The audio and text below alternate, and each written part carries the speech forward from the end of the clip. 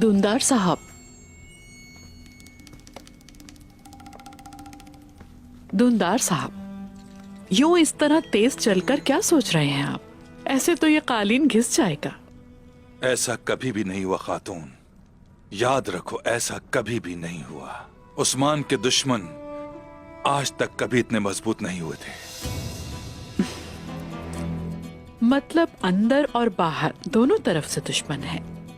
अंदर से तुम्हारी क्या मुराद है? जब किसी की खातून बेचैन हो जाए तो फिर उस खातून के शौहर पर अफसोस होता है। आप जानते हैं, फिर वो चिराग लेके अमन के तलाश में निकल जाता है। मलहून खातून ने वाज़े तौर पर बाला खातून को बहुत परेशान किया हुआ है। आज शिफा खाने में मैंने देखा, मलहून की मरने की उम्मीद लगाई थी बाला ने। मैं देख के भी अनजान बनी रही।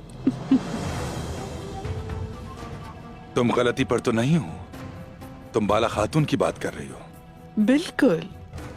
खैर जो भी हो, खातून खातून होती है धुंधार साहब।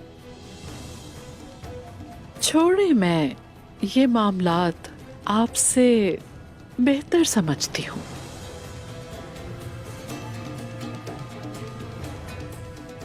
ये वाज़ेह है कि तुम्हारे दिमाग में कोई मंसूबा जरूर है।